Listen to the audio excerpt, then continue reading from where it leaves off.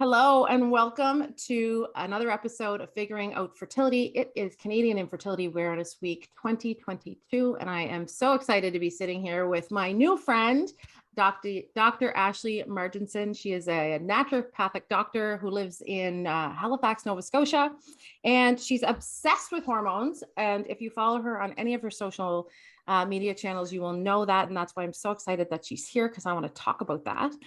And the role that they play in our lives. She spends her time helping busy women treat burnout, balance their hormones, and design a life that works for them, not against them. Dr. Ashley is the host of an amazing podcast called The Superwoman Code, a weekly podcast educating busy women on how to make their health work for them, not against them. Her work has been featured in the Globe and Mail, Shondaland, so amazing. That was just recently. Thrive Global and Cosmopolitan magazine. And in her non-clinic time, she's a dog mom to Loki, full-time stepmom to Caleb and Elise. Is it Elise? Mm-hmm. It is. And a freelance consultant to companies and organizations looking to build burnout prevention strategies in their workplace, which I think is really important. And why I'm so excited to have Ashley here today is because we first met at around CIAW last year when I was on your podcast talking about fertility and supports and education that were available. And I have since been a huge fan of your podcast, but also the content that you share on your social media. And when we've been in this sort of 2 years plus, I suppose, of mulling. Let's just call it that. We've been in this mulling phase. Totally. And you made a very impactful post back when Omicron started and it was just sort of hitting Canada. And I personally have found that I had been, just feeling that like heaviness of the last 2 years and being a working person and trying to just manage life. And when I read your post, it was the first time I had read something that touched on something I had been feeling and did not know how to put my words to it. And it talked about burnout and how we weren't supposed to be feeling okay right now. And as a result of that, I took action in my own life. And that's why I'm thrilled for you to be here, because you have made an incredible impact on my health and my well-being in the last couple of months. Although you didn't know that until very recently. I'm sitting here being like, oh my gosh. I know. And I will tag that post because I think that it's probably going to be impactful for a lot of people to read, whether or not they're in a fertility journey or not. But I'd love for everybody to have access to your words. But being in a fertility journey or needing, sort of being in the throes of accessing fertility care or figuring out how you're going to build your family, no matter what that looks like. As a patient, I know I was burnt out from my fertility journey. So I'm really excited today to touch on what burnout is, how we recognize it, because that was what was key for me. I didn't know how to recognize what that was or put words to it. And I think that that's important. And then how it relates to the fertility journey. And then how do we manage that? Because we're feeling it's so heavy anyway. I can't wait for your guidance and your tips. So thank you for being here. Oh, you're so welcome. I want you to come on and introduce me every single time, because now I feel super pumped up. So let's start a little bit. Tell us what is burnout? We hear it all the time. It's sort of like I feel like it's a trendy word right now, and it probably really should be, but I feel like there's a lack of understanding about what it is and how to identify it. It is a bit of a trendy word right now. And this is my internal biases of going oh, this is a trend. I don't want to have anything to do with this now. So our clinic is Cornerstone Naturopathic. We've been treating burnout literally since we've been practicing. So this has been the core of how we approach health, with this idea of what is your capacity. So burnout is always a definition based off of what your capacity to give and receive is. And so it's really easy to think about it. If you're an entrepreneur or you work with numbers and you're kind of listening in on this right now, it's going to be really contextually easy to look at, because you're I have 100%, what's going where? And then when my battery power hits 80%, how am I feeling? When my battery power is sitting 50%, how am I feeling? When my battery power is like blinking at 0. And when you do that whole like, I need to get this work done. So you like plug in your phone enough to like get enough battery power, but then you unplug it because you have to go and do everything. So you don't actually get back up to 100%. That's That's a like great prime analogy. burnout. Ah, that makes total sense. Prime burnout.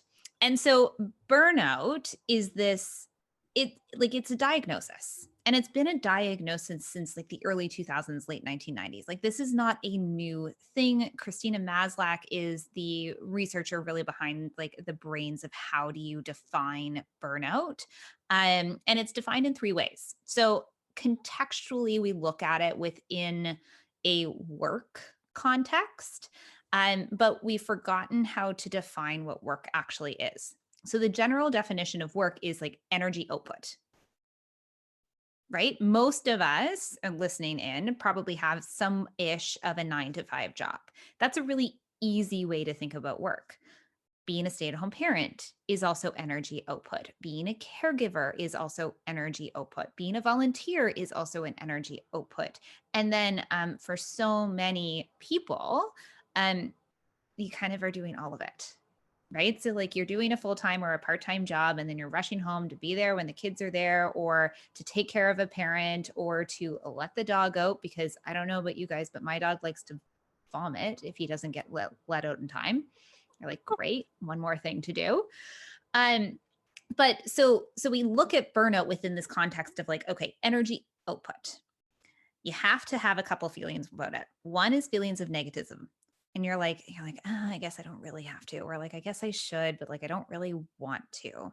Then there's apathy that's associated with that, which is like, I just don't care. You're like, yeah, I'll do it. I'll get the job done. I'll check the boxes. I'll do what I need to do. But I actually don't like, it's almost like you're floating Yeah. within that. Like there's You're a not connected haze around almost. you. Yeah. And then the third one is actually a decrease in productivity. So like Mm. it takes you longer to do things. It Yeah. takes you longer to get things done. It takes you longer to make a decision. It takes you longer to find the words. And goodness help us if we get like you're writing an email or doing something and somebody distracts you.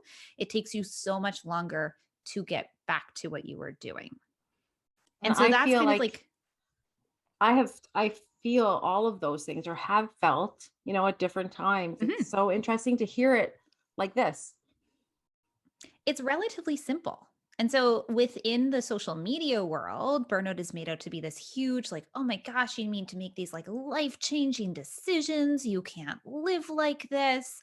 Well, that's kind of creating this scenario that doesn't quite work within our environments. And so as we look at the context of burnout, we also look at like, okay, so where are you at in your life stage? What's going on in your life? What is an output that has to happen versus what is an output that might be nice to happen? So kind of Mm. needs versus wants context. And that context changes all of the time. So burnout is something everybody asks me, at least I get this question a lot of like, how do I avoid burnout? And I'm like, well, you can't sometimes, right? Because going through fertility care, you are 100% going to feel burnout, and you can't really change that. All you can do is add extra supports. Maybe you got a new job and you're like totally in and you're going after it and you're really excited about it and really excited about this project, but like it's an high energy output because you have to learn a lot of new things. Maybe you're looking at this and you have a toddler, and I don't think I need to explain what it's like to go through those first 2 years of sleep deprivation, period. Hmm. Maybe you lost a parent, maybe you lost a pet, maybe you lost a job and then had to find one. Like these are all elements of our life that if we didn't have it, we wouldn't be living. But it's an area of high energy output that we need to be able to recognize and adapt to. So the goal is to never avoid burnout. The goal is to go like, okay, where's my power at? Am I 80% right now? Am I actually tipping to 30? Am I leaving my phone plugged in long enough to get that recharge that I need? And then how do I adapt the context of my life to that? That is amazing. I love the phone. I think that that is a great analogy. And I think I'll start using that even just in terms of my own life balance to figure out kind of where I am, Yeah. because There's ebbs and flows. I know, and I hate when my phone is down to 10%. It doesn't serve anybody well. No, I'm also that person though who will kind of go like, oh yeah, my phone's about to die. And I'm like, cool, get to it when we get to it. Very good. That's great advice, actually. Yep. Yep. Sometimes you just have to actually let it die. But yeah, Yeah, so the burnout conversation, the easiest way to look at it is like, where is my battery power got at? it. And how do I understand where I'm at? Because a battery power of 20% and a battery power of 80% can actually look very similar, but they're very different. Interesting. So let's talk about that then. So if we are looking at, sort of where we are in the battery power Mhm. um, spectrum, how do you identify, like, what's a tip, or how do we figure that out? We start to look at adrenaline.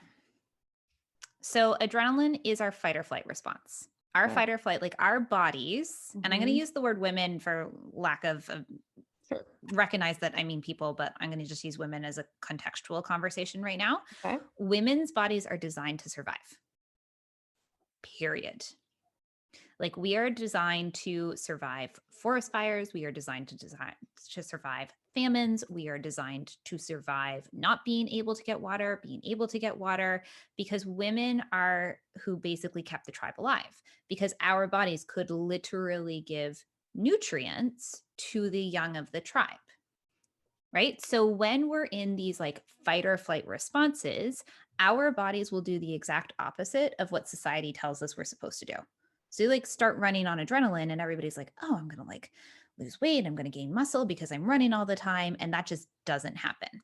If anything, the exact opposite starts to happen. And so within this is this idea of my body is trying to make sure that I'm surviving this. And so this is where that whole like less is more mentality comes into play, which I'm a very strong proponent of, because the more things we add to our plate to try and fix what's going on, the more likely we are to go into that survive response as opposed to a thrive response. Hey. Does that make sense? Yeah, well, it definitely makes sense to me. I feel like I've been there. Mhm. And actually when I that was what the term I used. I said, I feel like I'm in fight or flight. Like I'm All the time. constantly just in this state of, I don't know, Well, freaking that's the out. thing. That's the thing. So, this is what actually happens. So, your HPA axis is how your body responds to stress. Your hypothalamus in your brain takes into context like all of the information that your body is telling you. Then it Mhm. relays signals to your pituitary, which kind of sits right behind where like my eyeglasses sit. It's like literally like 2 inches behind it. It's very close to the front of our heads. And then the pituitary hormone or the pituitary gland is responsible for telling a pile of other organs and glands what it wants it to do. So it communicates with the thyroid, it communicates with breast tissue, it communicates with insulin, which is like how we like gain weight, lose weight, all of those fun things. It communicates with our ovaries, it communicates with our testicles and sperm development. It communicates with and contextually our adrenal glands.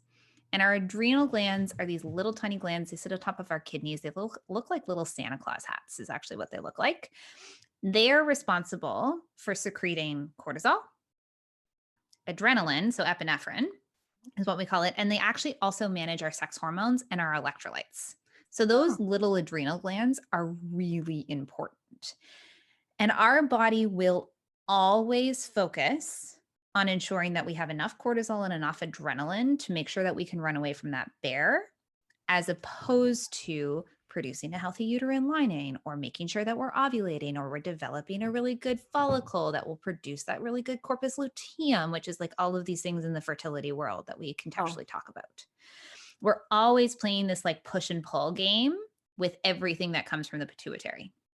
The okay. issue is our bodies will become less responsive to cortisol over time.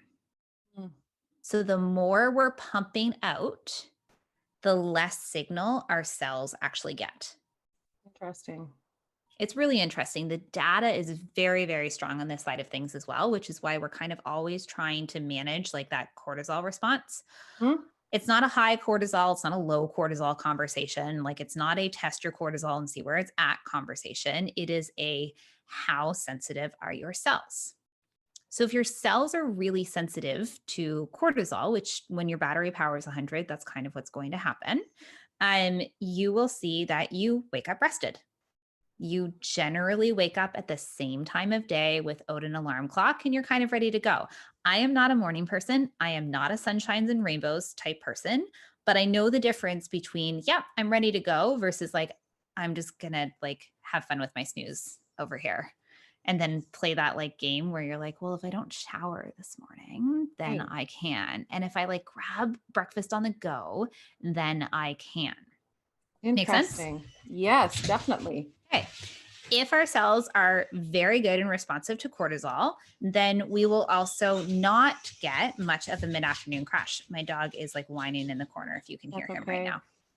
He's a It's great just going to guest. be what happens. Yeah, He's a great guest. He's like, I just need to give somebody my ball. That's all I definitely. need to do. So we're not going to feel that mid-afternoon crash. We might get a little bit of a slump depending on what we've eaten at lunchtime, but not too much of it. Like we'll stay relatively stable. We'll be able to focus. We'll be able to keep our attention where it needs to be. We won't get a ton of sugar or salt cravings. We'll get hungry at the right time. So we'll actually get hungry for lunch. We'll get hungry for supper. And then at the end of the day, we'll kind of tip down and get ready for bed and be able to fall asleep and stay asleep. That's our circadian rhythm. This is why that sensitivity to cortisol is so important because we just want that nice little rhythm Yes. all through the day and night. When our cells become less sensitive to cortisol, we need to send a stronger signal, right? Because like if your cortisol's not like, if your cells are not sensitized to cortisol, your body thinks you're about to die. It's actually that simple. That stronger signal is adrenaline. Oh. Okay. But adrenaline is a higher production energy hormone. It takes more to produce adrenaline. So the goal is to be on that nice, even circadian rhythm. Adrenaline is like short-term energy output, whereas like cortisol is long-term energy output. As soon as you start running on cortisol or on adrenaline, what will happen is you stop waking up rested in the morning. You'll start getting words on the tip of your tongue. You'll be like, what was that thing? Like the whatchamacallit? And you can totally see it in the back of your head, but you just can't get it out. You'll start walking into rooms. You'll forget why you're there. You'll like get distracted of something on your computer, or like you went to put laundry in and then all of a sudden, like an hour later, you come back and like the laundry is half all over the place. And you're like, how did I not actually finish that task? Your energy will drop 100%, but it's a weird drop. So it's not like an, oh my God, I'm tired all the time. It's a, if you continue to go, you're fine. But if you stop, you're done. Okay. Okay. Right. So like how many of us at the end of the day are like, I just need to keep moving. Yes. Like I can't sit down on the couch because if I sit down on the couch, I'm not getting back up. Exactly. Mm-hmm. Our brain starts to spin a lot more. It's almost like your brain is moving faster than your brain, like your body is actually able to contextualize it. And because of that, every single thing is a priority. So people are like, oh, well, just like take something off your plate, right? Like give it to somebody else, ask for help. Well, like 20%, 30% battery power, every single thing looks like and feels like it's the same importance. Yeah. And I always felt, I feel sometimes if I'm in that space, it's, I actually have a hard time figuring out what I'm supposed to, what's the thing that I can give away? Yeah. Because you're like, but I can't give that. And then your brain goes into that whole like, but if I give that away, then I need to do all of these things to make sure that it works. And that seems like more energy than like actually just asking for help, right? Like you ask and if somebody can like watch the dog or take the dog out and they're like, but then I have to list everything that needs to be done and I have to find the ball and I have to like dish like everything. It's a whole thing. Wow. Right? So that's burnout. That's amazing. Like I'm learning so much. Have the last several years of our lives, just as a global community, are the burnout rates higher? Yeah. Or is that so they are and they aren't. Okay. So the rates are higher because we're diagnosing it more. Ah, okay. It's kind of like like when you look at things like PMDD, or when you look at things like endometriosis or PCOS, like we start to kind of go like, oh, like the rates are higher. Well, are the rates higher because we actually now know how to diagnose it, and we're Yes. able, like, the rates are higher because we're actually just catching more people. Yes. And people know Can, that they actually can talk to someone about their endometriosis, they're having an issue, or their fertility, Mhm. and that this diagnosis is going to come. Exactly. Like Mhm. we've changed how we talk with our medical team about things like this, and we've changed it in a really good way. The burnout conversation is still lower than kind of like a medical diagnosis conversation, which I'm saying very loosely on purpose, because so much of it is very much only happening within a work environment, Okay. right? But then it's spilling over into our personal lives. Mhm. So, like, by the time the end of the day hits, when you're really burnt out, you want a glass of wine, Yeah. right? Because you're Mhm. like, this helps me calm my brain down. It's one of the only things that helps right now because I've been so busy, and I'm coming back to an environment that is still busy. Mhm. There's very little downtime naturally built in. So, like, that whole idea of like it just happens, well, it doesn't just happen anymore. And COVID eliminated those moments where kind of downtime happened.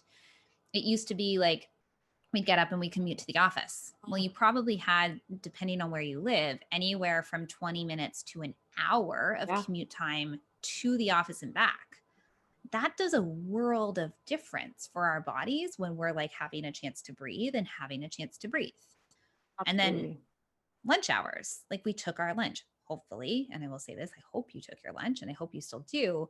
But now that a lot of us are working from home, when we take our lunch, but then we put laundry in, and then we like try and get dishes done, and we try and get supper started, and, but we've lost that recovery time within the middle of the day. So interesting. And I'm positive that so many people watching right now, what you're saying resonates. It certainly resonates with me. I remember I had seen an article about a year and a half ago, exactly about this commute, this lost commute as a Yep. result of working from home, and the importance of just even getting in your car in the morning or going for a walk, leaving your Hmm. home for 15 minutes and then coming back Yeah. to sort of simulate Yep. that downtime before you get into your day and at the end of your day. Which is so important to do. But now you have to actively choose to do that as opposed to it just happening, which Yes. is the big kind of rainbow arc that is, I will argue, missing in the burnout conversation right now. We know what we need to do. It's not a knowledge conversation. And this is burnout 100% of the time. It is not a knowledge conversation. You know, you and I both know that that walk is really going to make you feel better. You and I both know that not being on your phone for like 10 minutes during like in between breathing room is going to make you feel better. You and I know that like going to bed at like 9 o'clock as opposed to like falling asleep on the couch and then having to get up and do everything else is going to make you feel better. But it's the active kind of act of doing it that is so hard when you're burnt out. Yes. That resonates with me for sure. Yeah. Wow. Well, this piece has been very, I thank you for taking the time to explain it, because I think that there's an important piece missing. Mhm. And I just feel, because I didn't recognize what it was, that other people probably aren't able to put their finger on it either. I think that Yeah. that's so important. Okay, so let's take it over to fertility and Mhm. people who are on this journey of family forming, family building. Yep. Is there a connection? And are people who are going through fertility treatment or accessing care, are they more burnt out or more prone to being burned out? Like, let's talk about that. It depends. Oh, that's a huge conversation because it really depends on like coping strategies, Okay. right? Because it depends on how able you are to adapt. So we like to overschedule ourselves a lot. Makes us feel really good when we have a busy calendar because you're like, I'm so busy. Yes. Like You want a badge productivity for and like being so busy. you get a badge. That badge does not exist if you are in my office. Like you tell me that you have no time in your calendar. I'm like, you need to create time. there is something that has to shift. Because because what happens when you're in the fertility journey, and let's just say like we're into reproductive kind of assisted reproductive techniques, the amount of appointments just on their own, right? Like we're just talking like blood work, ultrasound, checking lining, et cetera, like within down regulation, up regulation, stimulation times, the amount of appointments that you have means that you are constantly on the go. And it's contextually more difficult as well because most fertility clinics are in city centers. So this is maybe great if you live in an apartment that's like 2 doors down. You're like, no big deal. I can pop over at 8 a.m. Like I can get my lining checked. No, like doesn't really do much and affect my day. I have patients that live 3 to 4 hours away from the fertility clinics. I have patients that will travel to another province for fertility care right now. And that type of calendar impact is missing from the conversation because we're still having to show up to our job. We're still having to show up to everybody else that's in our life. And we're still having to show up for what's happening within our own personal lives. And now we're adding something that arguably is a lot of time and a lot of money on top of that. That's right. And we know what the data shows in terms of the impact of the if a diagnosis of infertility on someone's mental health. We know the impact it has on decreased productivity at work, decreased productivity for activities of daily living. People aren't talking about it at work or with colleagues or managers because they are maybe it's not something they're comfortable talking with. Maybe they're worried about the impact on growth within the organization. We're not talking about it with our friends, or we've separated from our friends who are all out having babies, baby showers. Like we sort of become isolated. Very much so. It becomes anybody who has very overwhelming, and anybody that has gone through a fertility journey, even if it's just like, let's just say it was as quote unquote simple as like, we just needed a gynecologist and we just needed like one medication to help with like the follicle stimulating hormone. That is still a very different conversation than somebody that just had it like, oops, which is incredibly frustrating. Absolutely. And to even just thinking about, the impact on relationships, intimate relationships with friends and family, when you think about that, managing that in your head and managing what you're doing over here and not having an outlet even to speak to about what you're feeling and and you start feeling like everything that we see with burnout, you start feeling apathetic towards the process. Like how many people and are listening in on this right now who have started like a fertility journey, you're like, I don't want to have sex anymore. Yeah, absolutely. Like, this feels like work. Oh, it's terrible. Right? It's one of the hardest things. And it's something that nobody tells you is like, you're going to feel like this. And that's okay to feel like this because we know that this is part of the conversation. We know that this is a high energy output. And maybe it's not mental energy, but maybe it's physical energy, especially for whoever is building eggs. Within the context of a fertility conversation, like that is a massive amount of energy that is taking your body to do that. Absolutely. Period. Let alone still having to show up. That's right. And so I guess like arguably you could probably make the call that, couples going through or partnerships going through fertility care have always been at higher risk of burnout, but we've also studied it. Right? Like we've studied the mental health effects of it. We've studied the relationships effect of it. We've studied the productivity effect of it. And we actually haven't studied that in a lot of different areas.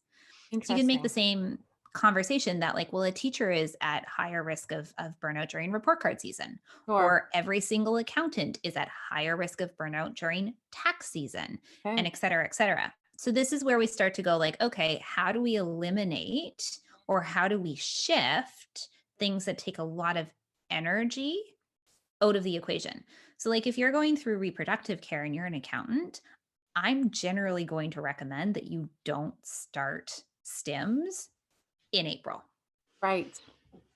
Seems like there's a lot of energy output already. Like why would we put more if we can shift that to a month later or 2 months later? right? It's Mm, kind of contextualizing that within a like, I have to have this amount of energy output for my job.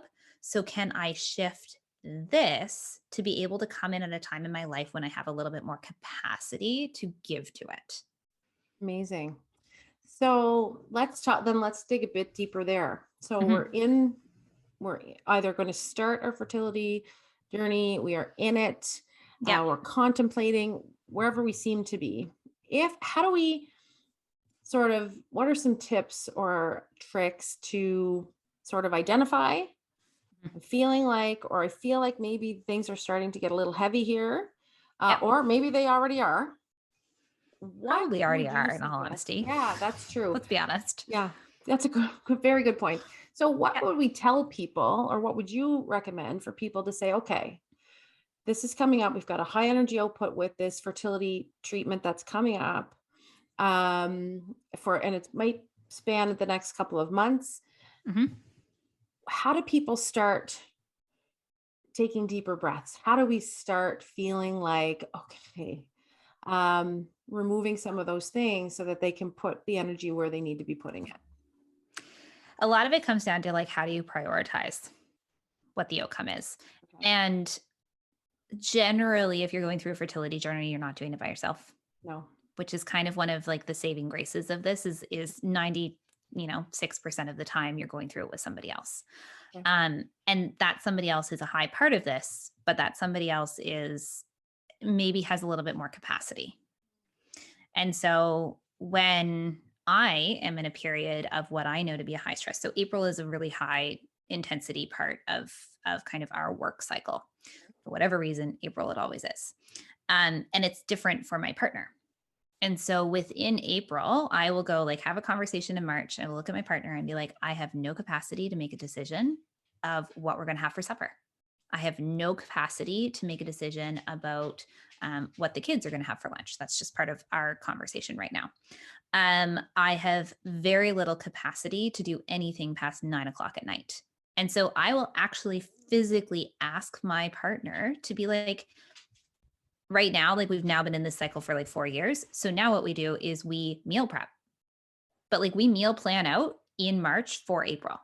Okay. We grocery store shop ahead of time and have that cart already done. And like it's not a like go through the grocery store and pick stuff up. It's a like this is happening once every 2 weeks. And like it's just happening because we know what the plan is. Okay. The ability of that eliminates a decision that I have to make, Okay. right? All we're doing is eliminating a decision that's already done, which we can do in the same context for fertility. This is coming into play. Down regulation is one thing, stimulation is a completely different thing. What happens if you don't have to make that decision? Well, all of a sudden, you've freed up way more brain space, but you're also feeding yourself. And I will come down to nutrition at the end of every single day because we literally can only fuel ourselves two ways. We fuel ourselves through food and we fuel ourselves through sleep. Okay. Okay? Sleep is huge and we'll get into that in a minute, but sleep is not always controllable. Right? Like we can't just like make a decision to be like I'm going to fall asleep in 5 minutes. It's not a completely controllable part of the conversation, but nutrition is, Yes. right? Like we have 95% of the control within that conversation. So it comes down to protein. Are we getting a protein at every single meal? Are we making sure that we've got some fiber on each plate? Are we getting some healthy fats? And it's literally as simple as is there a protein? Is there a healthy fat? Is there a fiber? And ideally something green. That's Um, amazing. but it's that simple. People are like, how do I need to eat? And I was like, you just need to eat. Yes. Fuel.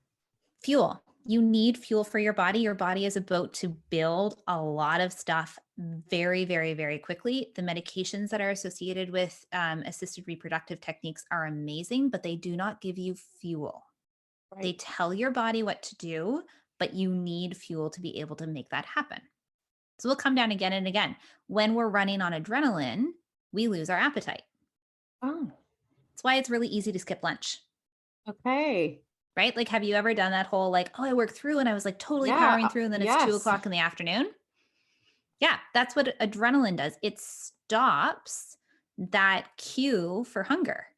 Because if you're running away from a bear and you get hungry, you are lunch. Right. And So I assume making it sure would affect your sleep too. If your adrenaline's high, your sleep cycle massively. must be absolutely off. Very difficult to, and that's the part of the adrenaline conversation we didn't quite get to, but if you are burnt out and running on adrenaline because the cortisol is not strong enough to Mhm. keep you going, so you need like more of those inputs, you have a really hard time falling asleep, mostly because you can't relax your brain or your body for a variety of different things. And then you have a really hard time staying asleep, I have right? experienced that it was like clockwork. 2 a.m. And mine was 3 a.m. Yep. every day. It is like somewhere between Wow. 1:30 to 3:30 a.m. and you are up and you are ready to go because Yes. you're actually waking up to a cortisol spike. And that's supposed to wake you up in the morning, but it's happening somewhere between 1:30 a.m. and 3:30 a.m., which is why it actually takes you 3 hours to fall back to sleep. Well, then there's the sleep apps and the reading books, and it's amazing. And I'm having these Yeah. conversations with so many people right now. Yeah. It's Sleep is happening. the biggest outcome of burnout that we have seen through the last 2 years. And we're just not sleeping well. We're go, No. go, go, go, go, go, go. And we expect our bodies to just stop. And that's just not how the circadian rhythm works. Like we don't have a mountain peak up and a mountain peak down. We have a nice little like wave. It takes time. Fascinating. Wow, Yeah. I'm sure. So for our viewers, I'm hopeful that you are picking up so much information and also probably validating some of your feelings and knowing, okay, this is people are experiencing this and there are things that I can do to make change so I feel better. Yep. I And the function better.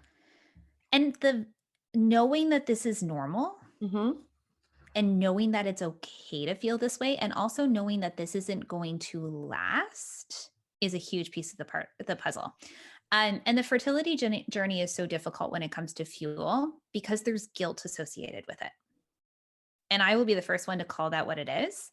The guilt associated with how you eat as you're moving through a fertility journey is brutal Yeah. because the world tells you, and TikTok is awful right now, and please don't, just don't. If you're on TikTok, just don't do it. But right now everybody's like, oh, well, you have to eat all of these things because this is how like baby develops and this is really good for baby. And you don't want to eat like fast food or like Right. convenience food because that's not healthy. Well, I'd much rather you pick up a thing of frozen chicken nuggets or frozen burgers and throw them in the oven and do a bag of salad than Yes. feel like you can't do that and then be underfueled. Yes. So, That's a like, great thing. That's such good advice. and the outcome is there. All we look at when it comes to nutrition is are you actually getting enough? Yeah. And this is where convenience foods are really, really helpful. It's just how do you Mhm. choose what Which you're one? doing? Yeah. So going in and being like, so we're having frozen burgers and a big salad tonight, and then tomorrow's really busy because we have this clinic. So we're gonna stop at like Meza and we're gonna grab like a chicken shawarma plate. I love Meza. I think Me too. you're talking everything that you need. Or I'm going to like do the drive through at Wendy's, but I'm gonna get a chili and like maybe just water from the car as opposed to like something else. So Right. there are these choices that we can make within the context of how busy we are that gets us the fuel that we need Yes, that exactly. helps us move forward. So that's a great, so I think that that's something that we really need to consider too is what are some sort of, would that be a cope? I guess that's a planning. So planning is really important and Yep. like learning how to plan, but Mhm. then coping and then the coping mechanism of it. And then what about recovery from it? Do we recover? What does that look like? We do, but recovery comes down to four key areas. One's Okay. fuel, so nutrition. Okay. The other one's sleep. Yeah. And I will like, you got to sleep 100% of the time. Interestingly enough, research on Navy SEALs shows that like you can wake up once a night, maybe even twice a night. And like if you fall back to sleep, that's okay.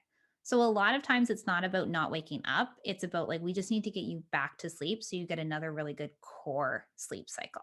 Okay. Okay. Goal is to wake up rested most of the time. I'm Okay. not looking for 100%. Most of the time, we're just looking for 80%. You're like 80% of the time, if that's where you're at, you're good. Mhm. Exercise is another huge piece of the puzzle. But like exercise has to be in context of what your battery power is. Right. So if you're at 100% of the time and you're good, go for it. Train for the marathon, do the triathlon, do the high intensity interval trainings. If you're at 20%, you should be lying on a yoga mat and stretching. Mm. And you should be like, Your body, but being aware of where you are on that battery mhm, scale and yeah, adjusting to help and those things. So your nutrition, your sleep. Sorry, there's a fourth one. boundaries Boundaries. I and think that this bound. is something I Yeah. think that people struggle with boundaries. Oh my God, yes. Especially when we're like our type A, like I Mhm. got all of the A's in high school and everybody told me I was amazing. And then all of a sudden there's no like report card for adulthood. Yeah. And then if Yeah. you don't meet, and this is where like the contextual awareness with fertility comes into place because it feels like you're not checking a box that you're supposed to check. Mm. Or you're not checking it in the way that everybody else did, but somebody else doesn't understand your context. And so it's like you're trying to basically like tell a fish that they're not able to do their job because they can't climb a tree. Right. You're like, well, like, let's just measure how well they're able to swim Right. instead. Right. Right. And boundaries are really important for a couple different reasons. Boundaries are really important for where do you put your time? Mhm. Right. So, like a lot of times, what we'll do is if we're working full time, but we have all of these appointments that we have to get to, then we feel like we need to be working at night in order to like make up for it, Okay. which I've never completely understood. And I will always kind of get people to go, like, okay, but is it actually impacting your outcomes? Yes. Are you working because you feel like you need to work more hours, or are you working because it's affecting your outcomes? And if it's affecting your outcomes, then like maybe we need additional people in your team to be able to support you. And maybe that's a boundary conversation that you need to be having with your team to get the support that you need. Right. Okay. As opposed to just like, oh, well, I only worked like 6 hours and I'm supposed to work 8, but I took this time off for this appointment. So I like should be on my computer checking emails. And I'm Mhm. like, but you need to sleep. Yeah. So like maybe we need to not be on our phone before bed. And it's difficult because it depends on which environment you're in, right? If you're in medicine going through this, which like is a very different context than if you're a teacher versus if you have a 9 to 5 versus if you work part-time, like it's so dependent on what your context is. Okay. But that boundary that you hold with yourself around your time and where the priority is huge. Also the And boundary with, sorry, go for it. no, I was just going to say, like, learning to say no Mhm. and being okay with saying no. It's not a priority for me in my life right now. Mhm. And I think that goes back to, like you mentioned, like, what's the priority? And then when someone asks something of you and your time, being okay saying, no, I can't. And I will take that one step further and also having to be okay with hearing no. Yes. Okay. Because Mm. so often when we're talking about boundaries, we're talking about like, you need to say no, you need to Right. do it for Mhm. yourself. And I'm like, you also need to be able to hear no from somebody else and completely respect that because that is an equal part of the conversation. So if you're chatting with your partner about this and your partner says, that's not within my capacity to do right now, you need to recognize that that is your partner saying no. And that is just as important as you saying no. Very, very good advice. The other part of that, and this is where the boundary comes in, is you need to ask for help. Even if you think you don't need it, even if you think it's not necessary, you need to get very comfortable asking for help. And that comes down to it makes it a lot easier to hear no because you've gotten so used to like creating a village around you where you ask for help. And you start out with like little things. Like, so a lot of times by the time we get to this point within burnout where we feel like we need to ask for help, all of a sudden, like we're drowning Like we Yeah. are gasping for Yes. air. Like we are like at the end of our rope. And we look Yes. at that and we go like, okay, well, what would have happened if we had asked for help over here instead? Mhm. What would happen if we had asked for help for like I will use electronics as an ask for help. If you are like mentally done and you just need somebody to not bother you for 25 minutes, that is a perfectly acceptable use of electronics. Absolutely. 100% of the time. It's Yeah. also like to your parents, if they're kind of easily accessible. Well, could you make supper for us this night? Yes. It's not because you have a million things on the go. It's not for any other reason. Could you help us with supper this night? Could you, talking to your boss or somebody else, to be like, could you help me with this project now or tomorrow? Or like get comfortable with asking for help so that you also get comfortable with hearing no. And it makes the whole process easier because then you're not asking for help. And if somebody says no, you drown. You've built that coping strategy in place already. So incredibly important. And I know I keep saying this, but I know there are tidbits I'm still taking Digesting. this in, digesting and thinking and learning. So I know that the people watching are absolutely learning from your expertise. Aww. So before we wrap, oh, go ahead. No, I was literally one more thing. And I think like one of the things that so often happens, and I want people to know this, is as you move into a fertility journey, the inclination is to do more and do more and do more and do more. Right? I see it all the time. The nature of how I work with infertility is on the naturopathic side of it. And I always view that as like my job is to set you up so that all of those meds and everything else works really well. Like I just go cornerstones, like basic, simple things. But one of the things that will happen is people come in and they're like, okay, so I read this book and I've been on this blog and I've seen all of these things. And they come in with like 18 different supplements. Yeah. And I'm like, but you're not eating. Right. Right. So like, it's easy to kind of go like, okay, we need like, what's the next thing we need to add? So much of this journey is going, okay, what do we not need? Right. Where do we put like quality over quantity conversations? Yes. And you'll notice like, I haven't mentioned a single supplement. No.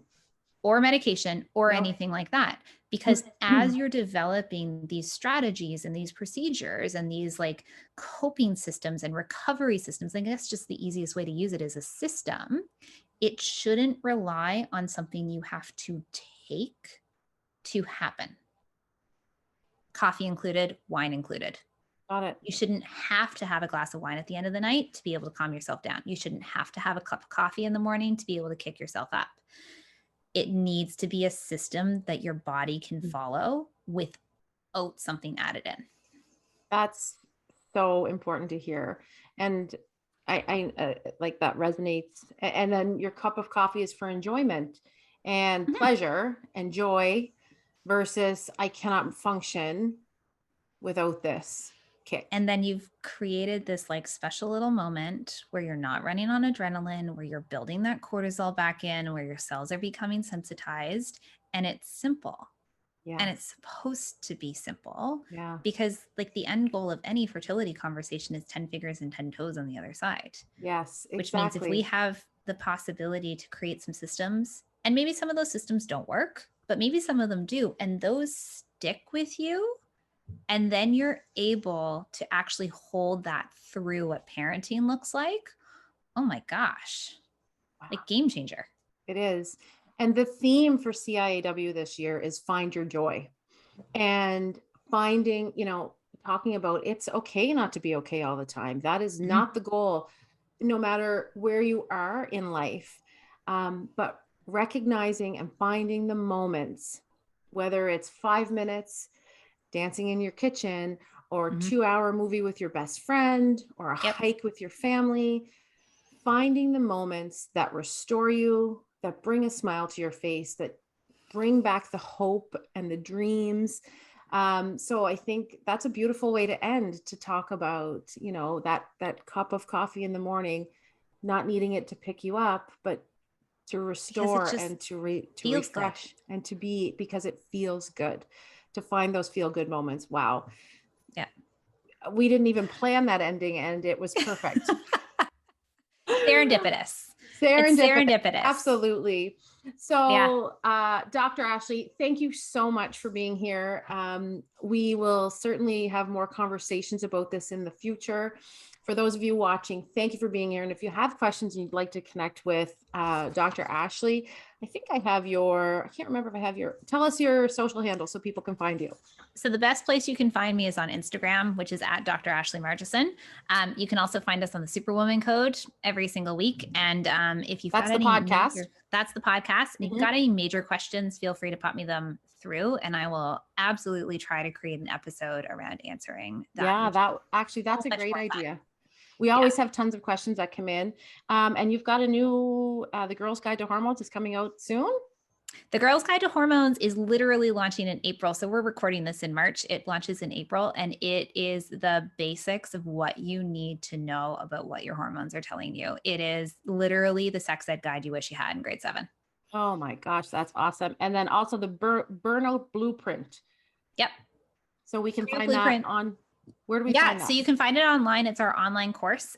We are, and I will say this, developing one specifically for fertility, which is like, how do you manage your time and your space and your energy as you're moving through fertility conversations, whatever that conversation is. But Burnout Blueprint is all about how you recognize where you're at in that battery power conversation. And then what do you do about it? Well, and I think that that's key. So thank you so much. We have a promo code, I believe, for anybody watching who wants to get the Burnout Blueprint for 30% off. We'll put that in the notes. Dr. Ashley, thank you so much for being here. And for all of you who are here learning, connecting, finding, and celebrating Canadian Infertility Awareness Week, thank you for being here. Huge thanks to our presenting sponsor, Ferring Pharmaceuticals, for helping us to ensure that CIAW is a great success. Thanks so much. Love it.